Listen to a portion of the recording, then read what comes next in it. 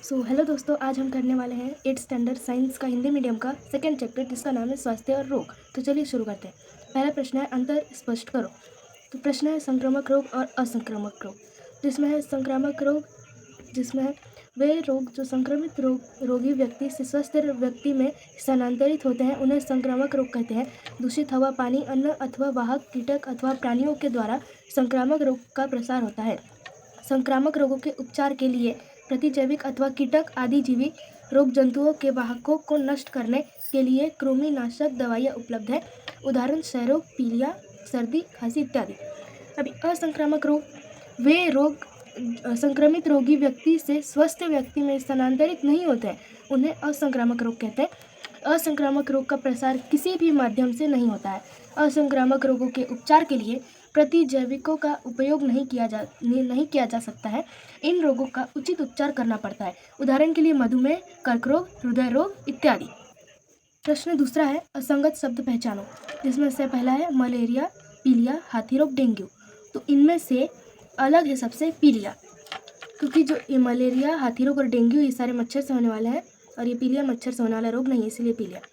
Pledge, ads, हैजा, क्षय, इसमें से अलग है एड्स। अभी प्रश्न तीसरा क्या है, 1 से 2 वाक्य में उत्तर लिखो। जिसमें पहला, संक्रामक रोग फैलाने वाले माध्यम कौन कौन से हैं? उत्तर, संक्रामक रोग दूषित हवा, पानी, भोजन और कीटक से फैलते हैं। दूसरा है, पाठ के अतिरिक्त असंक्रामक रोगों के कौन कौन से नाम तुम बता सकते हो? तो उत्तर में अस्थमा, मोतियाबिंदु, किडनी के रोग जैसे किडनी से पत्थर तथा किडनी का कार्य न करना, संधिवात, वृद्धावस्था में होने वाला अल्जाइमर रोग, उच्च रक्तदाब, माइग्रेन इत्यादि।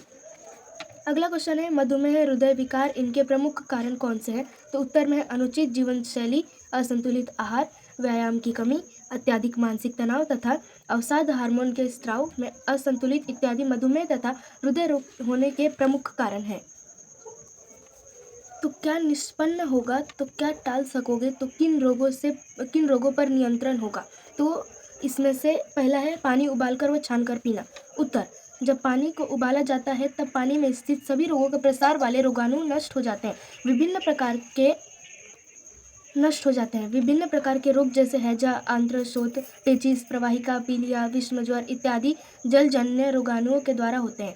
पानी को उबालकर पीने से इन सभी रोगों से बचा जा सकता है। यदि पानी को उबालकर पिया जाए तो हम निमेटोड ड्रैनकोलुस नामक रोगाणु के संक्रमण से बच सकते हैं। इस रोगाणु के कारण हमें नारू बालनहरुआ रोग भी हो सकता है।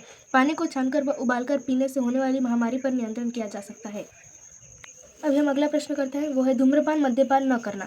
धूम्रपान और मद्यपान करना दो भयंकर रोग है। मदिरा पीने से यकृत के विकार उत्पन्न होते हैं। मदिरा के व्यसन से व्यक्ति कुपोषित हो जाता है, उनकी मानसिक तथा मनोवैज्ञानिक स्थिति अपसामान्य हो जाती है।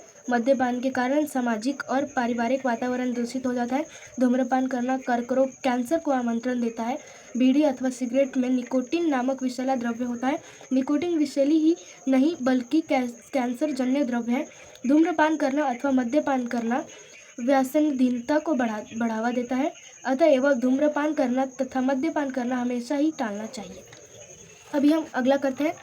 अगला है नियमित संतुलित आहार लेना व व्यायाम करना। उसका उत्तर है नियमित रूप से संतुलित आहार का सेवन करने से स्वास्थ्य अच्छा रहता है। संतुलित अथवा स्वास्थ्यवर्धक आहार का सेवन करने से व्यक्ति की रोग प्रतिकार क्षमता अथवा रोग से लड़ने की क्षमता में वृद्धि होती है। इससे प्रत्येक व्यक्ति लगातार किसी भी संक्रमण से स्वयं को बचा सकता है। इसके अतिरिक्त व्यक्ति का मानसिक स्वास्थ्य भी बढ़िया हो जाता है। उच्च किलो कैलोरी वाले जंक फूड न खाने से हृदय रोग, मधुमेह, मोटापा इत्यादि रोगों को टाला जा सकता है। नियमित व्यायाम करने से रक्त परिसंचरण में सुधार होता है। नियमित रूप से व्यायाम तथा संतुलित आहार का सेवन करने से गलत जीवन शैली से उत्पन्न कई विकारों को भी रोका जा सकता है। इस प्रकार प्रत्येक व्यक्ति को इन सभी अच्छी आदतों को अपनाना चाहिए। अभी अगला प्रश्न है रक्तदान के पूर्व रक्त की उचित जांच की। उत्तर में है रक्त समूह सीमित होते हैं। रक्तदान के समय रक्तदाता तथा रक्त प्राप्तिकर्ता के रक्त समूह का अच्छी तरह मिलान करना चाहिए, अन्यथा रक्त प्राप्तिकर्ता के शरीर में रक्त का संपुंजन होने से रक्त प्राप्तिकर्ता की मृत्यु भी हो सकती है। संक्रमित रक्त से स्वस्थ व्यक्ति के शरीर में हेपेटाइटिस बी अथवा एड्स के जीवाणुओं का संचार हो सकता है। इस प्रकार के रोगों का संचार रोकने के लिए रक्तदान के पूर्व रक्त की जांच कर लेनी चाहिए। अगला प्रश्न है, परिच्छेद पढ़कर प्रश्नों के उत्तर दो।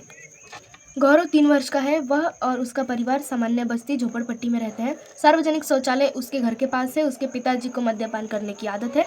उसकी माताजी को संतुलित आहार का महत्व नहीं पता है। तो इसमें पहला प्रश्न क्या है, उपर्युक्त स्थिति में गौरव को कौन कौन सी बीमारियां हो सकती हैं? उत्तर, गौरव एक ऐसे क्षेत्र में निवास करता है जहां साफ सफाई का अभाव है। इससे यह पता चलता है कि गौरव को अनेक संक्रामक रोग से लड़ना होगा और गौरव को पेट के रोग जैसे पेचिश, अतिसार, पीलिया, हैजा, आंत्रशोथ इत्यादि रोग होते रहेंगे। उस परिच्छेद का दूसरा प्रश्न है, उसे तथा उसके अभिभावकों को तुम क्या मदद करोगे? उत्तर में सर्वप्रथम हम गौरव के लिए स्वास्थ्यवर्धक तथा संतुलित आहार की व्यवस्था करेंगे जिसमें फल, शाक, सब्जी, दूध इत्यादि विद्यमान होगी। उसकी माता को संतुलित आहार का महत्व बताएंगे और उसके पिता को मदिरा पान करने की आदत को छुड़वाने का प्रयास करेंगे। उसमें तीसरा प्रश्न क्या है, गौरव के पिताजी को कौन सी बीमारी होने की संभावना है? उत्तर में गौरव के पिताजी को यकृत तथा किडनी वृषण के रोग होने की संभावना है। प्रश्न छठवां क्या है, नीचे दिए गए रोगों के प्रतिबंधात्मक उपाय लिखो। पहला है डेंगू।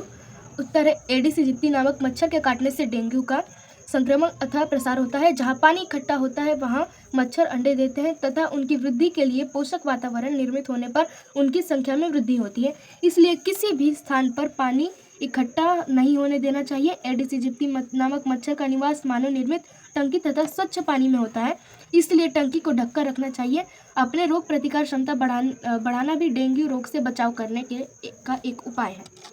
अगला प्रश्न है कर्क रोग। उसका उत्तर है कर्क रोग जन्य पदार्थ का उपयोग न करना ही कर्क रोग का महत्वपूर्ण प्रतिबंधात्मक उपाय है। कर्क रोग उत्पन्न करने वाले पदार्थों जैसे तंबाकू, गुटखा, मद्यपान, सिगरेट, बीड़ी, मदिरा इत्यादि से दूर रहना चाहिए। विकिरण से भी कर्क रोग हो सकता है, अतः विकिरण उत्पन्न करने वाले पदार्थ से भी हमेशा दूर रहना चाहिए। कुछ प्रकार के कर्क रोग जैसे गर्भाशय के मुख्य कर्क रोग टीका उपलब्ध है। अभी अगला प्रश्न है एड्स। उत्तर, जब रक्तदान करना हो तो सर्वप्रथम रक्त में HIV विषाणु की उपस्थिति की जांच कर लेनी चाहिए। उपयोग की गई सुई, सिरिंज इत्यादि का पुनः उपयोग नहीं करना चाहिए। रक्त उत्पाद तथा शरीर की तरलता से एड्स रोग के HIV विषाणु शरीर में प्रवेश करते हैं। इस कारण एड्स की रोकथाम के लिए हमें सतर्क रहना चाहिए। असुरक्षित शारीरिक संबंधों से एड्स सबसे अधिक फैलता है, अतः सभी लोगों को असुरक्षित शारीरिक संबंधों से बचाना चाहिए। सातवां प्रश्न क्या है, महत्व स्पष्ट करो। इसमें से पहला है संतुलित आहार। उसका उत्तर है जिस आहार में सभी पोषक तत्व संतुलित अनुपात में होते हैं ऐसे आहार को संतुलित आहार कहते हैं। संतुलित आहार का सेवन करने से किसी भी व्यक्ति का कुपोषण दूर किया जा सकता है। संतुलित आहार का सेवन से हमें जीवन सत्व और खनिज उचित मात्रा में मिलते हैं और इससे रोग प्रतिकार क्षमता बढ़ जाती है। त्रुटिपूर्ण जीवन शैली तथा असंतुलित आहार रक्तदाब, मधुमेह अथवा हृदय रोग इत्यादि रोगों को उत्पन्न कर सकता है। अपने स्वास्थ्य और शरीर को सुदृढ़ बनाए रखने के लिए हमें संतुलित आहार लेना चाहिए। अभी अगला क्या है, व्यायाम और योगासन। व्यायाम तथा योगासन करने से हमारे शरीर में रक्त का परिसंचरण अच्छी तरह से होता है। शरीर तथा अस्थि संधि लचीले बने रहते हैं। मानसिक तनाव घट जाता है। अनिद्रा, संधिवात, अपचन तथा कुछ अन्य विकारों से बचा जा सकता है। प्रत्येक व्यक्ति को जो नियमित रूप से व्यायाम करता है वह व्यसनहीनता से बचा रहता है। योग करने से हार्मोन प्रकीर्णन इत्यादि के स्तर में संतुलन बना रहता है। प्राणायाम द्वारा श्वसन पर नियंत्रण करने से श्वसन संबंधी तथा रक्त परिसंचरण संबंधी विकारों को रोका जा सकता है।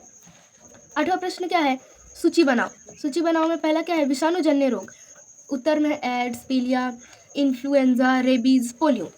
आ में क्या है, जीवाणु जन्य रोग। उसमें उत्तर में आएगा विषम ज्वर, क्षय रोग, हैजा, कुष्ठ रोग।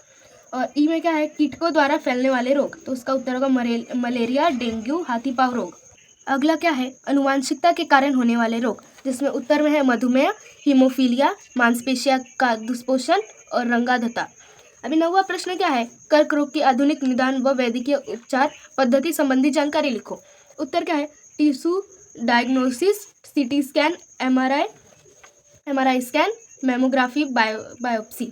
कर्क रोग के उपचार की आधुनिक पद्धतियां नीचे दी गई हैं। कर्क रोग के उपचार के लिए कुछ पारंगत पद्धतियों का उपयोग किया जाता है। इन पद्धतियों के साथ रसायनोपचार, विकिरणोपचार तथा शल्य चिकित्सा जैसी पद्धतियों का उपयोग करके कर्करोग जन्य वृद्धि और गांठ का उपचार किया जाता है। रोबोटिक और लेप्रोस्कोपिक सर्जरी जैसी आधुनिक निदान पद्धतियों का भी उपयोग कर्करोग के उपचार के लिए किया जाता है।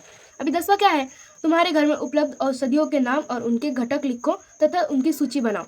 पहला क्या होगा जो मेरे घर में उपलब्ध है, क्रोकिन, विक्स एक्शन 500, ब्लेंड्री cough syrup, TUSQ-DS, Eltroxin, Thyronorm, सेरोडिन। तो इसी तरह हमारा दूसरा चैप्टर स्वास्थ्य और रोग खत्म होता है। अगर आपको ये वीडियो अच्छा लगा तो इसे लाइक करें और हमारे चैनल को सब्सक्राइब करें। धन्यवाद।